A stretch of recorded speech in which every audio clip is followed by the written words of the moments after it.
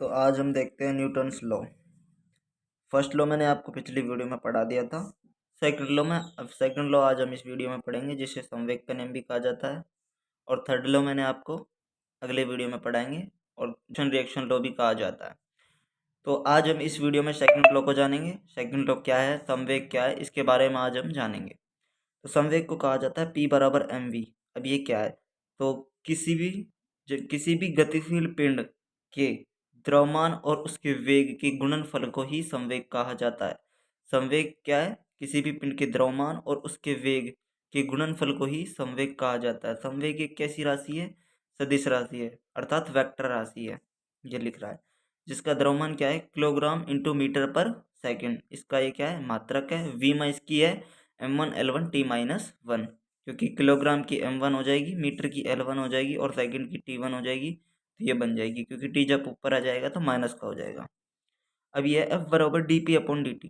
ज़्यादातर जब हमसे पूछते हैं कि जो सेकंड लॉ है वो क्या है, तो F बराबर ma बोलते हैं। रियल में F बराबर ma कोई नियम नहीं है, ये न्यूटन का एक स्टेटमेंट है। अगर सेकंड लॉ है वो है F बराबर dp/dt, अर्थात P क्या है, P है यहाँ पर मोमेंटम, संवेग, मतलब संवेग में परिवर्तन की दर को ही क्या कहते हैं, बल। आइए समझ गए, अर्थात F बराबर dp/dt। अब देखो dp, P क्या है, मोमेंटम, P बराबर mv यहाँ पे रख सकते हैं, और dt ऐसे कैसे आ जाएगा, तो हमें वेग बटा समय क्या होता है, त्वरण, एक्सेलरेशन। तो F बराबर m यहाँ के ऐसे कैसे आ जाएगा, और dv/dt क्या हो जाएगा, ए हो जाएगा। तो F बराबर ma, ये हो जाता है उसका नियम। तो F बराबर ma का मात्रक भी यहाँ से हमारे पास आ जाता है। अब F क्या है, F एक सदिश राशि है, इसका मात्रक किलोग्राम इंटू मीटर पर सेकंड स्क्वायर होता है। इसकी जो v में होती है m1 L1 T-2, क्योंकि यहाँ पे स्क्वायर है तो T-2 हो जाएगा, ऊपर T2 आएगा, सॉरी यहाँ पे T2 आएगा, और ये T2 जब ऊपर जाएगा तो घात माइनस में चल जाएगी, तो m1 L1 T-2 हो जाएगा। ठीक है, अब इसका ऐसा ही मात्रक, न्यूटन इसका ऐसा ही मात्रक है, और सीजीएस मात्रक इसका डाइन होता है। तो 1 न्यूटन बराबर क्या हो जाएगा, 10⁵ डाइन हो जाता है। तो डाइन बोला जाता है, इसे डी से डी नोट करते हैं। तो 1 न्यूटन बराबर 10⁵ डाइन।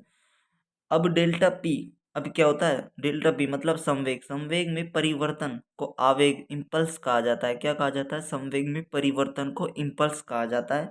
जबकि संवेग में परिवर्तन की दर ये है जो संवेग में dp/dt, इसे क्या कहा जाता है, बल।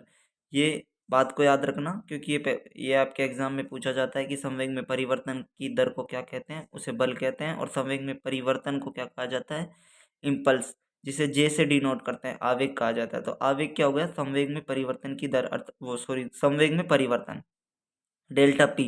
डेल्टा पी बराबर हो जाएगा एफ इंटू टी, या जे बराबर एफ इंटू टी हो जाएगा। तो जे बराबर हो जाएगा P2 माइनस P1। तो इसे अब यही क्या है, आवेग संवेग की प्रमेय। ये क्या हो गई, आवेग संवेग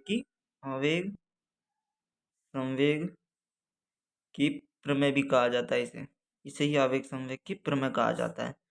अब इसके एग्जाम्पल देख लेते हैं। इसके एग्जाम्पल है, जब कोई क्रिकेटर होता है, जब कोई क्रिकेटर बॉल को हाथ में लेता है तो वो हाथ को पीछे की ओर लेके जाता है। अर्थात क्यों, क्योंकि उसमें क्या होता है, dt जो है वो टाइम कॉन्टैक्ट, जो टाइम होता है वो ज़्यादा लेता है अपने हाथ में, जिससे कि उस पर बल कम लगे। अर्थात टाइम ज़्यादा तो बल कम। तो समझे कि उस पर हाथ पर ज़्यादा टाइम से रहे बॉल, तो इसलिए उस पर बल कम लगे, और बल कम लगेगा तो हमारे हाथ में कम लगेगी। अर्थात संवेग की दर को बढ़ाने के लिए वो अपने हाथ को पीछे की ओर लेके जाता है। First example. सेकंड एग्जाम्पल, जैसे कि जब कोई आपने मूवी में देखा होगा कि जब कोई एक्टर किसी ऊंचाई से, अधिक ऊंचाई से कूदता है तो वो नीचे गुड़कता है। पहले वो इसलिए गुड़कता है क्योंकि वो पृथ्वी के कांटेक्ट फोर्स में आता है, जिससे कि उसके कम लगती है। जैसे कि हम एक सॉलिड सरफेस पर गिरते हैं और एक कोई मिट्टी की सरफेस पर गिरते हैं, तो हमें मिट्टी की सरफेस पर कम लगता है, क्योंकि वहाँ पर हमारा कांटेक्ट फोर्स ज़्यादा हो जाता है, जिससे हमारे कम लग पाती है। अर्थात हमें बहुत चोट बहुत कम आती है। तो यही इसके एग्जाम्पल है, ये इसके सेकंड लॉ। आई होप कि आपको सेकंड लॉ समझ आ गया होगा। तो यदि आपको सेकंड लॉ समझ आया तो प्लीज़ चैनल को लाइक करें, सब्सक्राइब करें, और अपने दोस्तों को शेयर करें।